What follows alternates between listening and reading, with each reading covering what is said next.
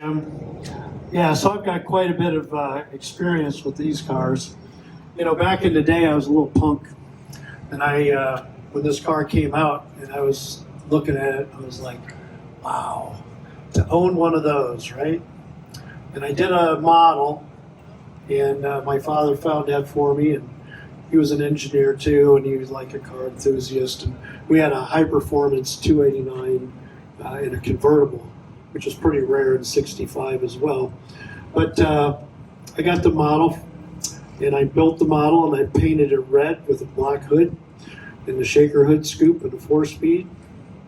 When I was 16, I made money mowing lawns for many years up to that point, because someday I was going to own that car.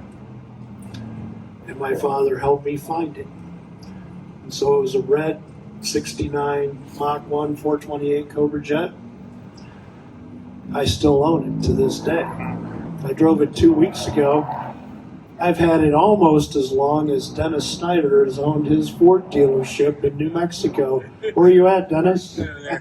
He's back there, right? So he's had it for 47 years, right? Yeah, 47 years on the Ford dealership. So I got to give him a little grief, but what a fabulous guy he is. And so he's got, Darin's going to take that over, aren't you? Yeah, see, Darin's going to take that over. So it's all in the family. Once again, we're keeping this thing going. But I got a lot of rubber still caked on the back fenders of my 69 Mach 1. And a lot of that took place because I was used to looking at them Chevrolets and those Mopars in the rearview mirror. Take it over, Jim. Thanks, Gary. So the Mach 1, when we came out in the 60s, was about personalization and performance, right? You could get different engine codes, automatic and manual. You get the optional shaker hood. But the thing that I remember the most off of it is the Mickey Thompson cover that had him in his blue race suit in the Bonneville Salt Flats that set over 200 land speed records with it. It was a performance monster, and what we could do from Ford's performance section at that time, but it was also about personalization. You can see some of the performance personalization.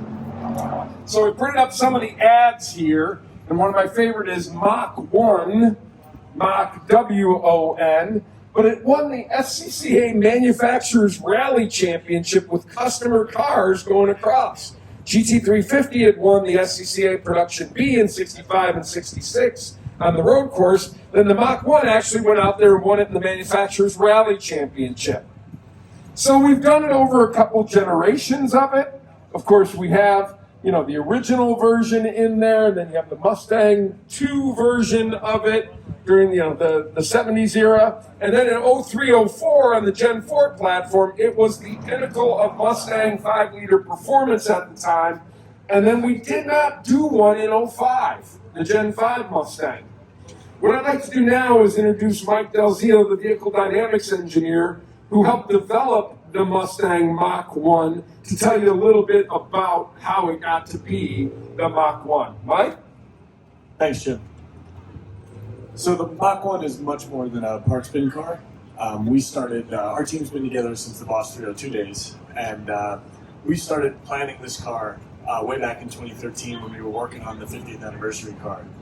But with the GT350 coming in 16, they didn't want us to do it right away. But they gave us a performance pack level 1 in 15. And that set the stage for the base Mach. We got the Tourism differential, we got the chassis ball joints, we got a bunch of bolt-on structure. So those parts were now in the catalog. In 18, they let us do a performance pack level 2. There we got the great Michelin Sport Cup 2 tire that you're going to hear about later. We got the stiffer springs and stabilizer bars. So then those parts were available. We grabbed the Tremec out of the GT350 with all the powertrain coolers. So now that we had all these parts, it was time to make them work together. So started going to the racetrack. Magnite, which also came in 18, we were able to do a completely unique calibration for both of these cars on that, specifically designed to work over racetrack curving. We had a new steering calibration with a new stiffer steering shaft up to the wheel.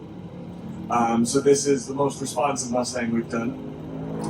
And then we were able to bring in the 10R. You heard from Jeff that the DCT was faster than a manual transmission for the 500.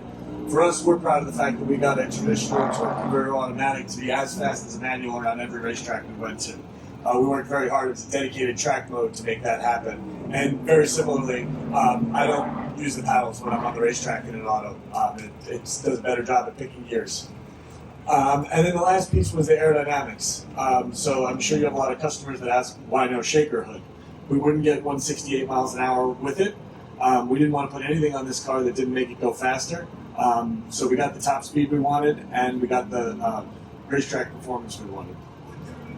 Our team has a philosophy that's flatter the novice and reward the expert. So whether it's your first track day or your season track day pro, we wanted this car to work in all those conditions. So I hope that was the experience you had today at the Great Racing School. Back to you. Thanks, Mike. And, I'm so happy since I'm in the novice category because they do such a good job of flattering when I'm out there on the road course in this Mach 1. Now, the 10R in the track mode that he's talking about, it doesn't learn what you do, but it senses what you are doing at the time and puts you in the right gear for it, which is exceptional. So now we've talked about the engine, the suspension, the brakes, the tranny, the Torsing rear differential. Now you have all of that together, but as Spike Lee used to say, it's all about the shoes. How do you actually get it down to the street? And we've had the benefit of working with Michelin for a period of time as a partner in developing of it. And I'd like to introduce you to Eric, from Michelin, to talk a little bit about the development of it. All right, thanks, Jim. Yeah, so Michelin has been a partner of Ford for their ultra-high performance vehicles for some time. And if we go back a few years, when Ford decided they wanted to return to Le Mans with the Ford GT, they selected Michelin as a partner for the race program. And on that Chip Ganassi racing team, there was a Michelin engineer embedded on that team as a tire engineer who stayed with the team, throughout that season and actually, the multiple seasons the whole time they were racing. But the interesting thing is that tire engineer that worked on the race team also designed the tires for the Ford GT road car.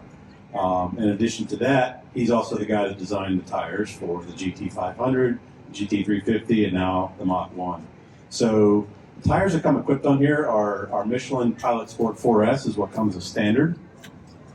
And then the Pilot Sport 4S is an ultra high performance summer tire. Great for everyday driving, canyon carving, spirited driving around town. But if you want to take it out on a track on the weekends, it's more than that on a track. It's a very capable tire. As an option comes the Pilot Sport 4S. That's what you experienced today out on the track. That's a tire that's really designed primarily for track usage, but it is a DOT legal tire that you can drive around, every day if you want to. So it really just depends on the usage of the usage conditions that the consumer wants, but both tires are a great fit for the car. Now, what's unique is both of those tires are category leading in terms of performance for their traction and other performances.